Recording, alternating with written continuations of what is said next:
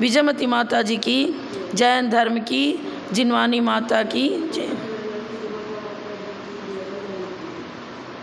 गुणानां विस्तरं वक्षे स्वभावानां तथैव च पर्यायाणां विशेषेण नत्वा वीरं जिनेश्वरम्।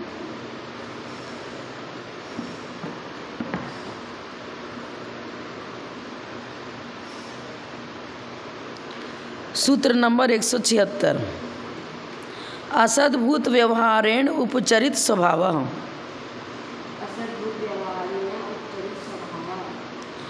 असद्भूत किसको कहते हैं पहले बता चुके हैं। प्रदेश भेद, बिल्कुल भिन्न द्रव्य है ना।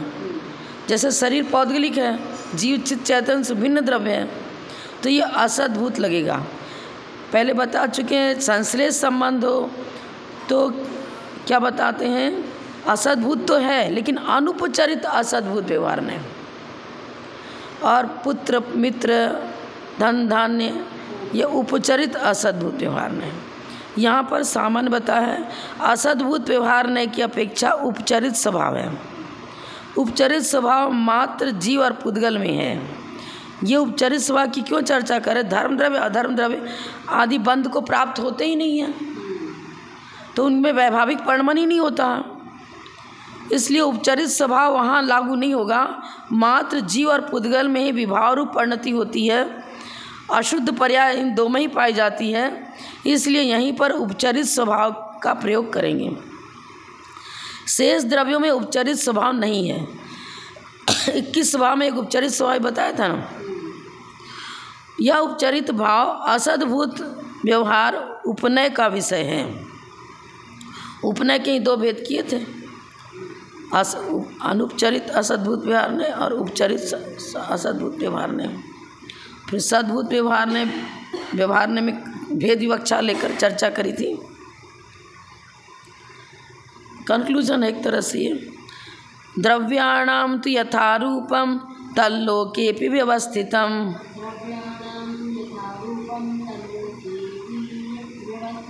तथा ज्ञानेन संज्ञातम नयोपि ही तथाविधा।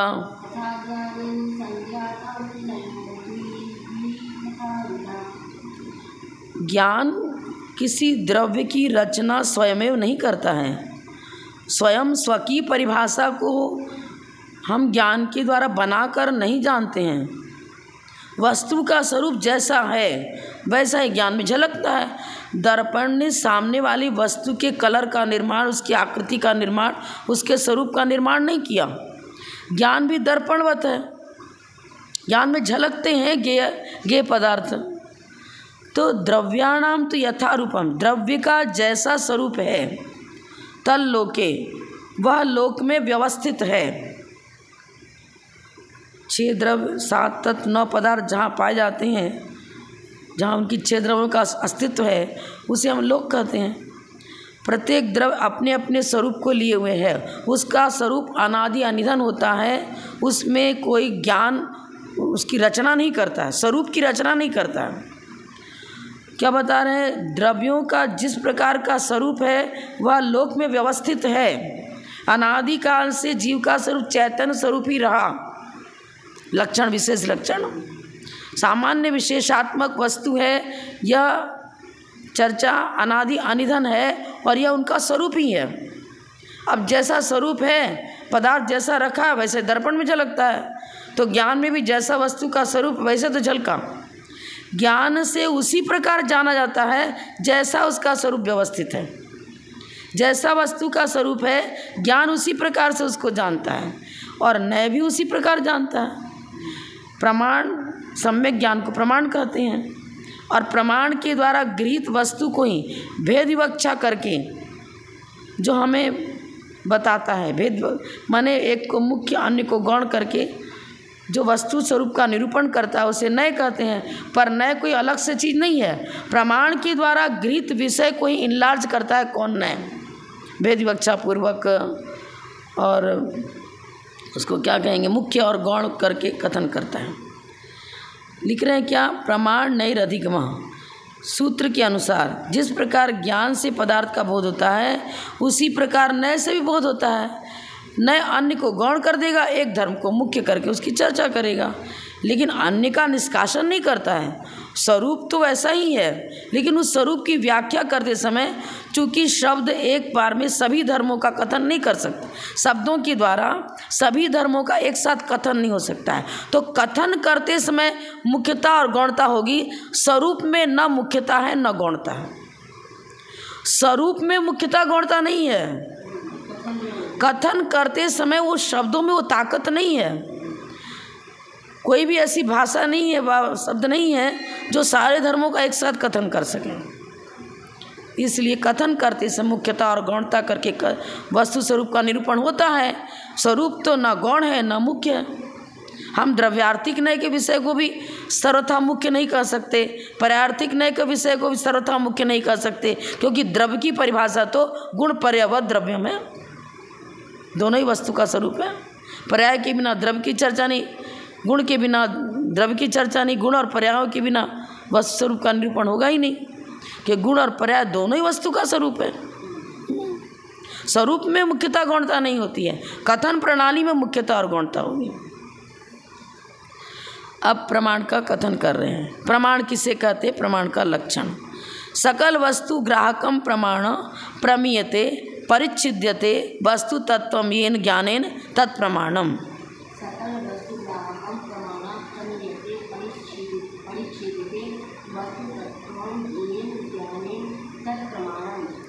सकल वस्तु ग्राहकम प्रमाणम, मान मतलब मूल्यांकन करना, माने प्रकृष्ट रूप से वस्तु के स्वरूप का जो मूल्यांकन करता है।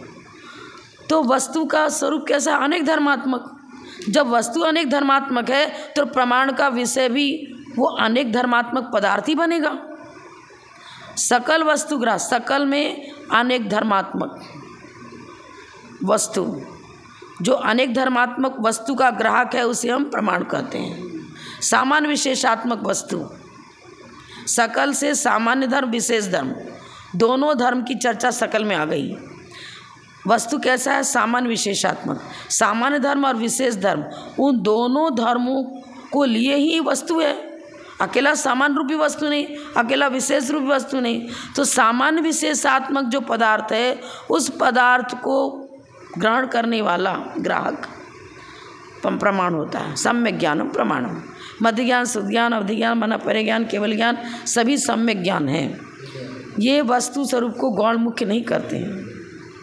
ठीक है, मध्य ज्ञान इंद्रिय और मन की सहायता से होता है और एक देश ग्राहक होता है, क्योंकि केवल ज्ञान सकल सभी द्रव्य सभी गुण और सभी पर्यायों को सर्वद्रव्य पर्याय केवल से, लेकिन मति ज्ञान श्रुत ज्ञान के द्वारा हम आगम का आधार लेते हैं ना। श्रुत ज्ञान में आगम का आधार लेकर सब जान रहे वस्तु का स्वरूप कैसा है कैसा नहीं है। आद्य परोक्षम, परोक्ष ज्ञान पूर्वक तो हम वस्तु स्वरूप को जानते हैं इंद्रिय और मन की सहायता से। फिर श्रुतम मति पूर्वम जो चर्चा करी, दोनों ज्ञान को परोक्ष कहा। परोक्ष ज्ञान भी सकल वस्तु ग्राहक ही है, परोक्ष रूप में जान रहा, इतना है। हाँ, जान तो रहा ही है, आगम की सहायता से जानते हैं। फिर जो चर्चा आगम में नाना प्रकार से की गई है, प्रदेश क्या बताया, प्रमाण निरधिगमा, निर्देश स्वामित साधना गणस्ति विधांत, सत्संख्या चेत स्पर्शन कालांतर भावल बहुत त्वैश्च। ये सूत्र क्या है? वस्तु को जानने का उपाय बताते हैं। अधिगम, प्रमाण को जानने का, अधिगम माने जानना, जानने का उपाय बताते हैं। इनके द्वारा हम सकल सामान्य विशेषात्मक वस्तु की ज्ञप्ति करते हैं। मति ज्ञान श्रुत ज्ञान के द्वारा भी सकल धर्मात्मक वस्तु का ही ज्ञान होता है, लेकिन परोक्ष रूप में होता है, इतना ही है। हाँ, मति ज्ञान इंद्रिय और मन की सहायता से होता है और शुद्ध ज्ञान मति ज्ञान पूर्वक होता है। प्रमीयते माने जाना जाता है, इसी को दूसरे शब्दों में परिच्छिद्यते पर्यायवाची है। प्रमीयते कहो चाहे परिच्छिद्यते कहो, क्या जाना जाता है? वस्तु तत्वम, वस्तु के स्वरूप को जाना जाता है। किसके द्वारा जाना जाता है? प्रमाण के द्वारा। जिसके द्वारा वस्तु के स्वरूप की ज्ञप्ति होती है उसे हम प्रमाण कहते हैं। वस्तु का स्वरूप कैसा है? अनेक धर्मात्मक। सामान्य और विशेष दोनों धर्मों का समूह ही वस्तु है, और दोनों धर्मों के समूह रूप वस्तु को ही हम प्रमाण का विषय बताते हैं। सकल वस्तु को ग्रहण करने वाला ज्ञान प्रमाण है। जिस ज्ञान के द्वारा वस्तु स्वरूप जाना जाता है, निश्चय किया जाता है, जाना जाता है माने कन्फर्म, निश्चय, संशय विपर्य अनध्यवसाय से रहित जब ज्ञान हो जाता है तब उसको कहेंगे निश्चीयते। संशय विपर्य अनध्यवसाय, अव्याप्ति, अतिव्याप्ति, असंभव आदि दोषों से रहित ज्ञान को सम्यक ज्ञान कहेंगे, और वही ज्ञान प्रमाण है। सम्यक ज्ञानम प्रमाणम कहा था, किंतु यहाँ पर सम्यक ज्ञान का स्वरूप नहीं बताया गया था। ये बताया था सम्यक ज्ञान को प्रमाण कहते, पर सम्यक ज्ञान कहते किसे हैं वो अब यहाँ बता रहे 177 सूत्र में। यहाँ पर प्रमाण का विषय तथा कार्य बतलाया गया है। कहाँ? इस सूत्र में 177 नंबर सूत्र में प्रमाण का विषय क्या होता है, प्रमाण का कार्य क्या होता है, उसका स्वरूप क्या है, यहाँ बताया गया।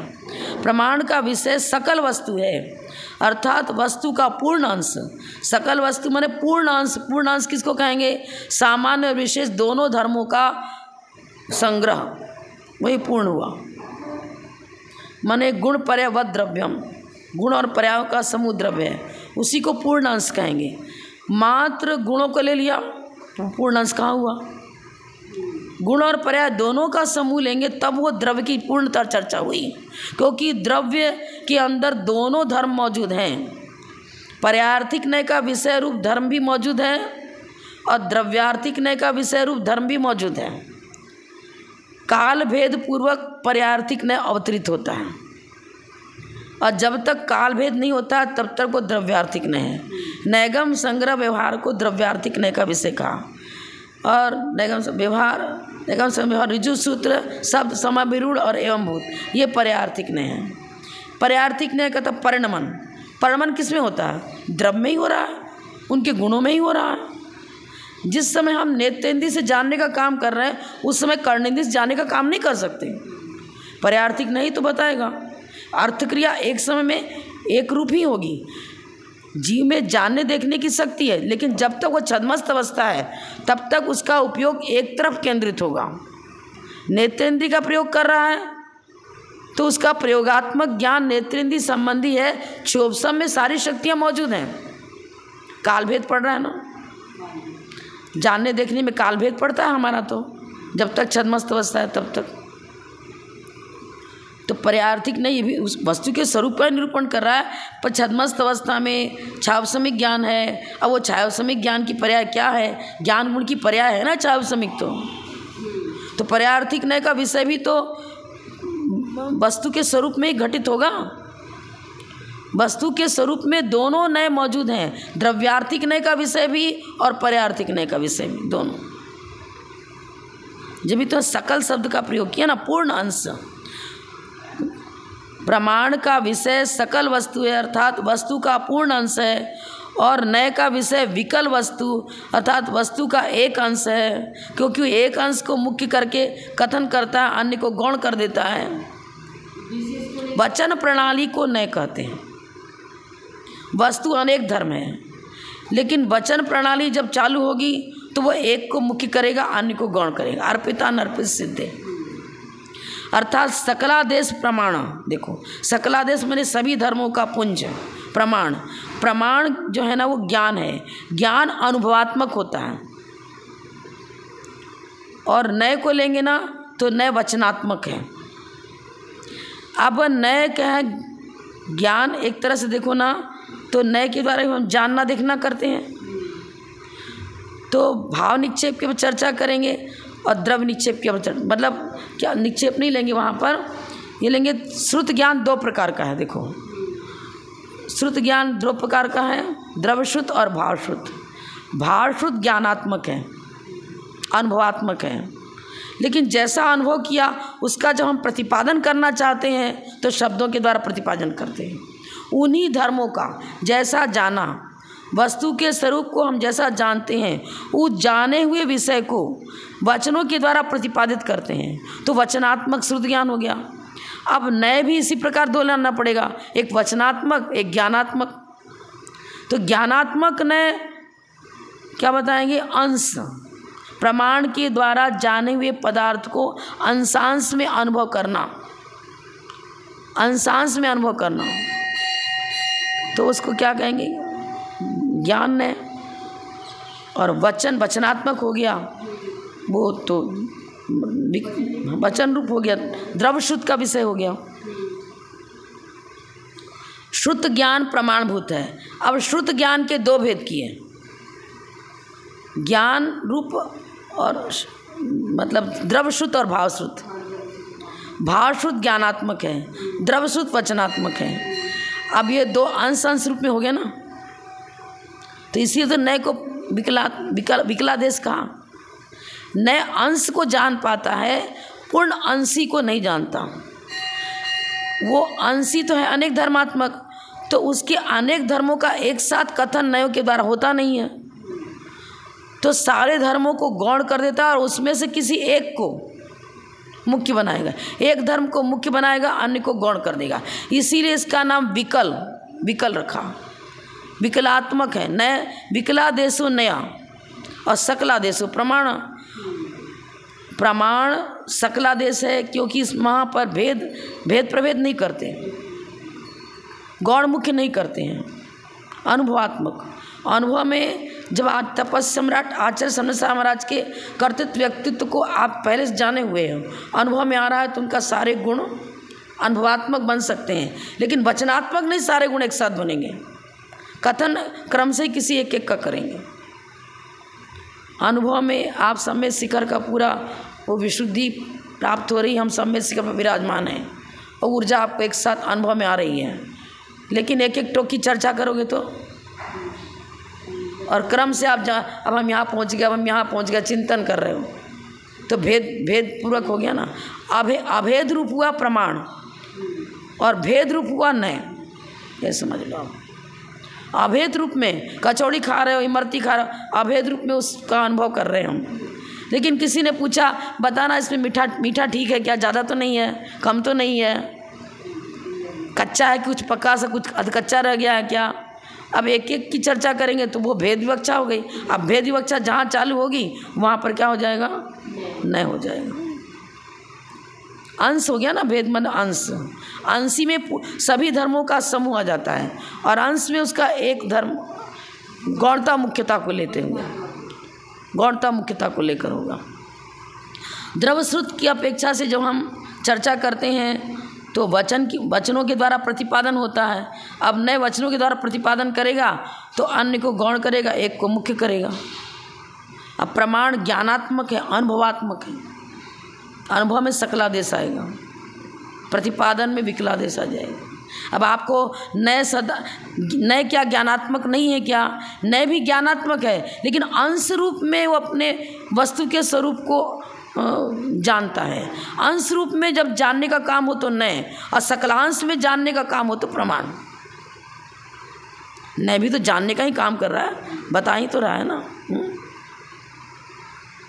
वस्तु स्वरूप का यथार्थ निश्चय करना प्रमाण का कार्य है। सम्यक ज्ञानम प्रमाणम। मात्र एक अंश को ले ले और अन्य अंश को सर्वथा हटा दे तो नया भास हो जाएगा, तो मिथ्या नहीं हो जाएगा। यथार्थ निश्चय प्रमाण के द्वारा होता है। तो नए क्या यथार्थ नहीं है क्या? नए भी यथार्थ है, क्योंकि अन्य को गौण कर रहा है, सर्वथा हटा नहीं रहा है वो। पर अंश कहा जाएगा, अंशी के रूप में तो हम प्रमाण को लेंगे, अंश के रूप में नए को लेंगे। मकान के किसी एक कमरे मात्र की चर्चा हो रही है तो अंश हो गया, और पूर्ण मकान की पूरी कंस्ट्रक्शन जैसा है वैसा का वैसा हम एक साथ अनुभव में ला रहे हैं तो प्रमाण का विषय हो गया। प्रमाण के भेद तद्वेधा सविकल्पेतर भेदात। कल्पेतर, हाँ, सविकल्प प्लस इतर निकलेगा ना, सविकल्पेतर भेदात। सविकल्प और निर्विकल्प के भेद से प्रमाण दो प्रकार का है। सम्यक ज्ञान को प्रमाण कहा था, अब सविकल्प और निर्विकल्प लिखा इन्होंने, और किसी किसी ग्रंथ में प्रत्यक्ष और परोक्ष कहते हैं। यहाँ पर उसी को उन्होंने सविकल्प निर्विकल्प कह दिया। प्रमाण के प्रत्यक्ष और परोक्ष ऐसे भेद भी किए गए हैं। यहाँ पर सविकल्प निर्विकल्प की अपेक्षा प्रमाण के दो भेद हैं। जिस ज्ञान में प्रयत्न पूर्वक, विचार पूर्वक या इच्छा पूर्वक पदार्थ को जानने के लिए उपयोग लगाना पड़े वह सविकल्प है। मतलब क्या, छद्मस्त अवस्था में चाहे उपशमिक ज्ञान को सविकल्प का, चाहे उपशमिक देशघाती का उदय और सर्वघाती का। अब अपेक्षा की सारी चर्चा करेंगे। सविकल्प ज्ञान कौन कौन है, तो देखो परोक्ष ज्ञान में मति ज्ञान श्रुत ज्ञान को तो सविकल्प है, इच्छा पूर्वक ही तो जानते हैं, देखते हैं। प्रयत्न पूर्वक प्रयास करते हैं जानने के लिए, पढ़ते हैं, लिखते हैं, जानते हैं, रटते हैं गाथाओं को, धीरे धीरे वस्तु स्वरूप को प्रयास पूर्वक जानते हैं हम।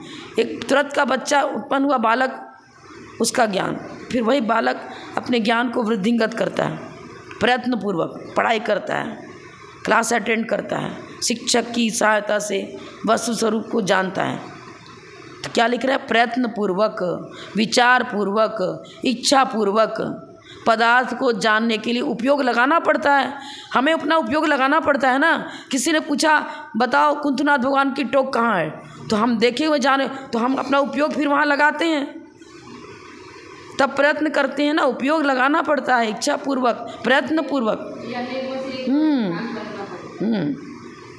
तो ये सविकल्प हो गया। इसके विपरीत निर्विकल्प, केवल ज्ञान निर्विकल्पक है, क्योंकि वहाँ इच्छा पूर्वक, प्रयत्न पूर्वक कोई प्रक्रिया नहीं होती है। ज्ञान में ऑटोमेटिक सब झलक रहा है, लोक अलोक द्रव्य गुण पर्याय से झलक रहे हैं। हमें तो कोई जिस ग्रंथ का जैसा प्रश्न करता है, हमें तुरंत अपनी स्मृति के द्वारा फिर चिंतन करते हैं, फिर सोचते हैं, फिर प्रतिपादन करते हैं। इच्छा पूर्वक हमारा सारा कार्य हो रहा है। आपको अवधि ज्ञान, मन अपरे ज्ञान, अवधि ज्ञान भी लगाना पड़ता है प्रश्न के अनुसार, फिर उसका उत्तर वो दे पाते हैं। ठीक, इंद्रिय और मन की सहायता नहीं है, लेकिन उपशमिक ज्ञान है ना, तो उपयोग को प्रयत्न पूर्वक केंद्रित करना पड़ेगा, तब उपयोग लगाएंगे, तब अवधि ज्ञान से उस बात को जान पाएंगे। यदि उपयोग नहीं लगाया तो नहीं जान पाते। ऐसा कथन आता है, मुनिराज जब हार कूटते हैं तो अपने अवधि ज्ञान का प्रयोग नहीं करते, और किया तो तुरंत बता भी दिया। अगर चेलना ने उंगली उठाने चलो, 3 गुप्ती के धारी हो तो आओ, तो उन्होंने अवधि ज्ञान जान लिया, उंगली क्यों उठा रही है, तो गए ही नहीं, क्योंकि वहाँ हड्डियाँ गड़ी थी, कहीं कुछ था। विकल्प का प्रयत्न पूर्वक, विचार पूर्वक, इच्छा पूर्वक। विकल्प छावसमिक ज्ञान का विषय, जो छावसमिक ज्ञान है उसको सविकल्प, जो छायिक ज्ञान है उसको निर्विकल्प। सीधा सीधी बात। छावसमिक ज्ञान में तो देखो मति ज्ञान, श्रुत ज्ञान जिनको परोक्ष का वो भी आ रहे हैं, और एक देश प्रत्यक्ष अवधि ज्ञान, मनपरे ज्ञान वो भी आ रहा है। क्योंकि मनपरे ज्ञानी के बाद में किससे प्रश्न पूछा, बतलाना वो व्यक्ति अपने मन में क्या विचार कर रहा है, तो उधर अपना उपयोग केंद्रित किया ना।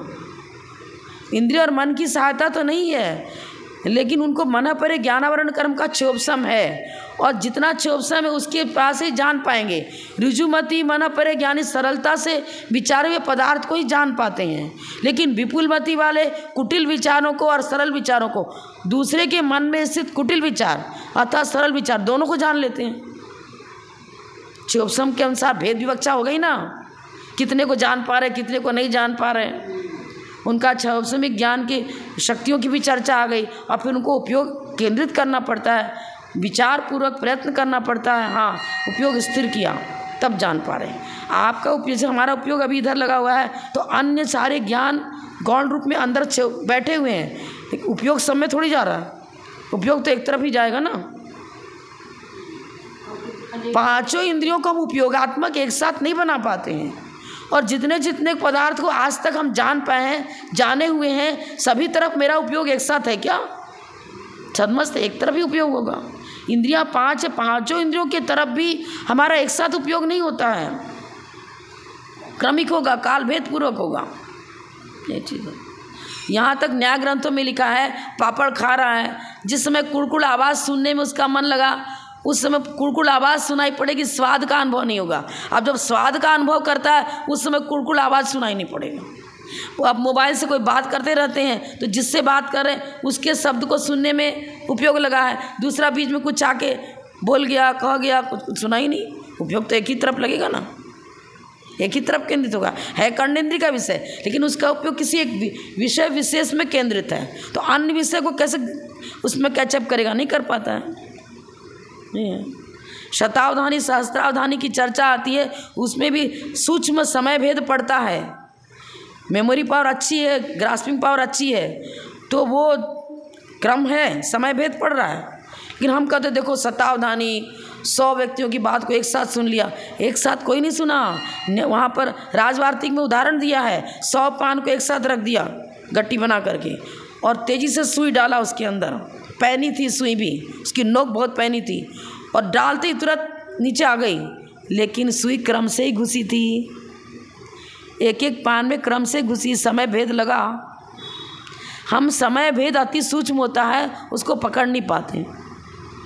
ऐसे जल्दी से हाथ किया, असंख्यात समय हो गए, यूँ जल्दी से हाथ घुमाए एक बार, उसी में असंख्यात समय हो गए। समय भेद पड़ेगा। जब तक छावसमिक ज्ञान है वो सविकल्प ही रहेगा, उसमें एक साथ सभी द्रव्य सही पर्यायों को जानना नहीं हो सकता है। छायिक ज्ञान में ही सभी द्रव्य उनकी सभी गुण और सब पर्याय एक साथ झलकती हैं। अवधि ज्ञान मन परिज्ञान मर्यादित विषय को जानता है और मात्र रूपी को जानता है, अरूपी को जानता है नहीं, तो लो विकल्प भेद हो ही गया, भेद विवक्षा हो गई ना। विकल्प माने भेद, भेद विवक्षा पूर्वक मात्र मूर्ति को जानेगा, जितने का क्षोभसम है उतने दायरे को ही जानेगा, क्षोभसम के बहिर्भूत पदार्थ को नहीं जान पाता है। मर्यादित को जानेगा ना, द्रव्य क्षेत्र काल भाव की मर्यादा लिए हुए रूपी पदार्थों को जानता है। कौन? अवधि ज्ञान मन पर, इंद्रिय और मन की सहायता के बिना। अब सविकल्प ज्ञान का लक्षण बता रहे हैं, आगे सब क्लियर कर ही रहे हैं। सविकल्पम मानसम तच्चतुर्विधम मति सुतावधि मन पर्य रूपम।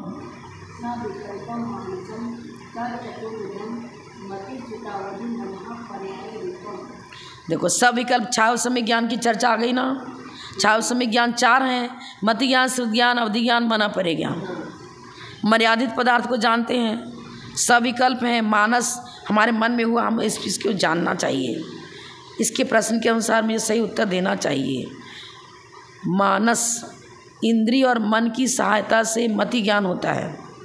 अब आप कहो अवधि ज्ञान मन पर ज्ञान तो इंद्रिय मन की सहायता से तो नहीं होता है, लेकिन छावसमिक ज्ञान में देशघाती प्रकृति का उदय होता है। क्षोभसम जैसा वैसा ही जान पाता है। ज्ञानोपयोग को तो केंद्रित करना ही पड़ेगा, एक तरफ अपने उपयोग को स्थिर करना ही पड़ेगा। भले ही इंद्रिय और मन की सहायता नहीं है, लेकिन जानने वाला ज्ञान किस गुण से जान रहा? ज्ञान गुण है। जब तक क्षोभसम ज्ञान है तब तक वो छद्मस्त जीव है, छायिक ज्ञान उसका नहीं है। अपने उपयोग को केंद्रित करेगा, किसी न जिसको गेय बना रहा है उस गेय पदार्थ की ओर उसने अपने उपयोग को केंद्रित करेगा। कौन? अवधि ज्ञान मन परे ज्ञानी है, इंद्रिय और मन की सहायता नहीं ले रहा है, लेकिन फिर भी वो सविकल्प है, क्योंकि छायिक ज्ञान नहीं है, छावसमिक है, मर्यादित पदार्थ को जान पा रहा है और भेद प्रभेद पूर्वक जानेगा। ज्ञान शक्ति जितनी है उसी प्रकार से जानेगा, उपयोग को एक ही तरफ केंद्रित करेगा। और छायिक ज्ञान में के उपयोग को एक तरफ केंद्रित करने की आवश्यकता नहीं है, वो सब एक साथ, सारे द्रव्य सारे गुण पर एक साथ झलक रहे हैं, ये चीज़ है। मानस अर्थात विचार, इच्छा सहित, देखो इच्छा सहित मति ज्ञान भी जानता है, इच्छा सहित श्रुति ज्ञान भी, अवधि ज्ञान मन परे ज्ञान में भी इच्छा सहित है। कहाँ तक ये होगा? 12वें गुण स्थान तक है। लेकिन आपको क्या 12वें गुण स्थान तक अवधि ज्ञान का प्रयोग किया जाता है? क्या मन परे ज्ञान का प्रयोग किया जाता? नहीं, प्रयोगात्मक नहीं रहता। प्रमत्त गुण स्थान पर्यंत ही, 6ठे गुण स्थान तक अवधि ज्ञान मन परे ज्ञान को प्रयोगात्मक, बाद में तो अपने स्वस्वरूप में निष्ठ है ना। मन परे ज्ञान दूसरे के मन में स्थित पदार्थ को जानना, बहिर्मुख प्रवृत्ति हो गई। बहिर्मुख प्रवृत्ति में गुण श्रेणी आरोहण होगा ही नहीं।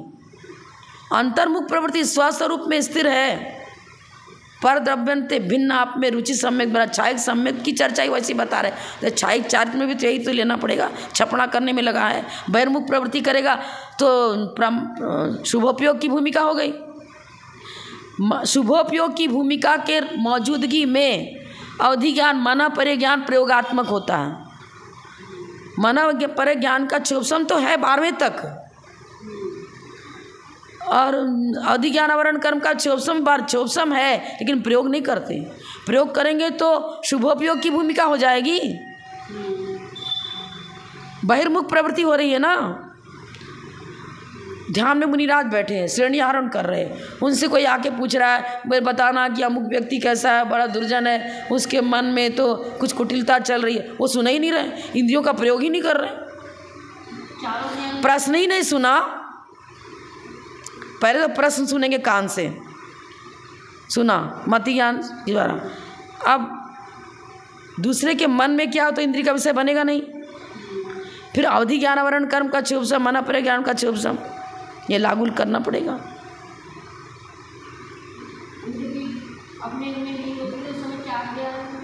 जिस समय अपने स्वरूप में ध्यानस्थ हैं उस समय मति ज्ञान, श्रुत ज्ञान, अवधि ज्ञान, मन अपरे ज्ञान, कोई भी ज्ञान मतलब बहिर्मुख प्रवृत्ति नहीं करता, बहिर्मुख प्रवृत्ति नहीं करता। ज्ञान तो है, ज्ञान हम ये तो बता ही रहे हैं कि चारों ज्ञान सविकल्पक हैं, पर हमने स्वयं एक प्रश्न उठा दिया कि चारों ज्ञान क्या उपयोगात्मक रहते हैं क्या? उस समय मनापरे ज्ञान दूसरे के मन में स्थित पदार्थ को जानता है, अवधि ज्ञान भी बहिर्मुख प्रवृत्ति कराता है, मति ज्ञान भी बहिर्मुख प्रवृत्ति कराता है। श्रेणी आरोहण में मात्र श्रुत ज्ञान सहायक है, श्रेणी आरोहण में श्रुत ज्ञान सहायक है। 11 अंक 14 पूर्व के ज्ञाता हो जाते हैं श्रेणी आरोहण करते समय, भले ही पढ़ा लिखा नहीं है लेकिन विशुद्धि के बल से वो द्वादशांग के ज्ञानी होते हैं। शुक्ले चाद्य पूर्विद तत्वा सूत्र में ना, शुक्ले चाद्य पूर्विद, दो ज्ञान मतलब पृथक वितर्क एकत्व वितर्क। इसमें क्या है? शुक्ले चाद्य श्रुत ज्ञान, पृथक वितर्क, एकत्व वितर्क, और सूक्ष्म क्या प्रतिपाद 13वें गुण स्थान में होती है। वहाँ तो श्रुत ज्ञान की चर्चा ही नहीं, तो केवल ही बन गए। श्रेणी आरोहण करेंगे, श्रुत ज्ञान पूर्वक श्रेणी आरोहण करते हैं, उपयोगात्मक श्रुत ज्ञान रहेगा, लेकिन मति ज्ञान, अवधि ज्ञान, मन अपरे ज्ञान उपयोगात्मक नहीं रहेगा। आपको शुद्ध ज्ञान मति ज्ञान पूर्वक होता है, ठीक है, लेकिन वो जैसे कि हम लोग अभी मति ज्ञान को हमको ये देखना है, ये जानना है, बहिर्मुख प्रवृत्ति करते हैं ना। अब श्रुत मति ज्ञान भी अंतर्मुख प्रवृत्ति करा रहा है और शुद्ध ज्ञान भी अंतर्मुख प्रवृत्ति करा रहा है। श्रुतम मति पूर्वम, जब निज आत्म तत्व में डुबकी लगा रहा है उस समय उस शुद्ध ज्ञान मति ज्ञान पूर्वक है, लेकिन इंद्रिय और मन की सहायता, इंद्रिय की सहायता नहीं ले रहे हैं, और मन की सहायता, मन दो प्रकार से प्रवृत्ति करता है, अंतर्मुख प्रवृत्ति भी करता है मन, और मन बहिर्मुख प्रवृत्ति भी करता है। अब मन को लिया हमने शुद्ध ज्ञान में, श्रुतम मति पूर्वम होता है, और उसमें भी मन विशेष रूप में, संगी पंचेंद्रिय तो चिंतन मन से करते हैं। अब अंतर्मुख प्रवृत्ति मन की हो रही है, इस अपेक्षा से मति ज्ञान कर लो, लेकिन बहिर्मुख प्रवृत्ति मति ज्ञान की नहीं होगी जब मुनिराज ध्यानस्थ हैं, स्वस्वरूप में स्थिर हैं। तो ये तो हम सूत्र के अलावा चर्चा कर दी। यहाँ सूत्र में इतना ही बताया है कि क्या बताया, सविकल्प ज्ञान किसको कहेंगे? जो मानस, मानस मतलब विचार और इच्छा पूर्वक, विचार पूर्वक, इच्छा पूर्वक। विचार पूर्वक, इच्छा पूर्वक कौन कौन सा ज्ञान होता है? 4 ज्ञान होते हैं, मति ज्ञान, शुद्ध ज्ञान, अवधि ज्ञान और मन अपरे ज्ञान। विचारधारा शुद्ध ज्ञान की पृथक वितर्क, एकत्व वितर्क में चलती है। शुद्ध ज्ञान पूर्वक ही श्रेणी आरोहण किया, लेकिन शुद्ध ज्ञान उस समय 6 द्रव्य 7 तत्व 9 पदार्थों बहिर्मुख प्रवृत्ति न करते हुए मात्र निज आत्म तत्व में निष्ठ है जब श्रेणी आरोहण करते हैं। शुद्ध ज्ञान भी उस समय, अभी मुझे द्रव्य संग्रह पढ़ना है, अभी मुझे तत्वासुत पढ़ना है, तो हमारा शुद्ध ज्ञान बहिर्मुख लग रहा है ना बाहर, हाँ, वैसा वहाँ श्रेणी आरोहण में नहीं बने। शुद्ध ज्ञान तो है अंतर्मुख प्रवृत्ति, स्वद्रव्य, स्वगुण, स्वपर्याय, स्वचतुष्टय में निष्णात, उसी में रचा पचा हुआ है। पर चतुष्टय की ओर ना मति ज्ञान जाएगा ना शुद्ध ज्ञान जाएगा। पर द्रव्य से भिन्न, माने पर चतुष्टय, पर पदार्थ को जानने में सन्मुख नहीं होता। कब? जब श्रेणी आरोहण करेंगे तब। है तो चारों के चारों ज्ञान उनके पास, पर मैंने स्वयं एक प्रश्न उठा दिया कि चारों ज्ञान उपयोगात्मक है कि नहीं है। अंतर्मुख प्रवृत्ति लिए हुए तो उपयोगात्मक हैं, लेकिन बहिर्मुख प्रवृत्ति लिए उपयोगात्मक नहीं है। स्व चतुष्टय की ज्ञप्ति हो रही है, पर चतुष्टय की तरफ उपयोग नहीं है। सीधा सीधी बात। मति ज्ञान श्रुत ज्ञान का कथन सूत्र 38 में, अवधि ज्ञान मनपरे ज्ञान का कथन सूत्र 36 में हो चुका है। ये चारों ज्ञान विचार सहित, छावसमिक ज्ञान है तो विचार सहित ही तो होगा। हम प्रयत्न करते मुझे ये जानना है, विचार करते हैं क्या जानना क्या नहीं जानना, क्या उचित है क्या अनुचित है, क्या है क्या उपादेय, विचारधारा चलती है ना। विचार सहित, इच्छा सहित, इच्छा होती है कि मुझे यहाँ जाना है, यहाँ इस ये विषय पढ़ना है, उन महाराज के पास पहुँचना है और इस विषय को जानना है, इच्छा सहित। इसलिए इनको सविकल्प कहा। यहाँ पर मन का अर्थ, मन का क्या अर्थ लिया? इच्छा और विचार। यहाँ मानस का अर्थ मात्र ये जो 9 इंद्री द्रव्येंद्री बोलते हैं ना, 5 इंद्रियाँ और 9 इंद्री में मन को लेते हैं, ईसत इंद्री में वो मात्र मन नहीं लिया इन्होंने। क्या लिया? मन का अर्थ इच्छा या विचार, इच्छा पूर्वक जानना, विचार पूर्वक जानना। अब यहाँ मति ज्ञान श्रुत ज्ञान की चर्चा करी है तो सम्यक दृष्टि को ही मति ज्ञान श्रुत ज्ञान होता है।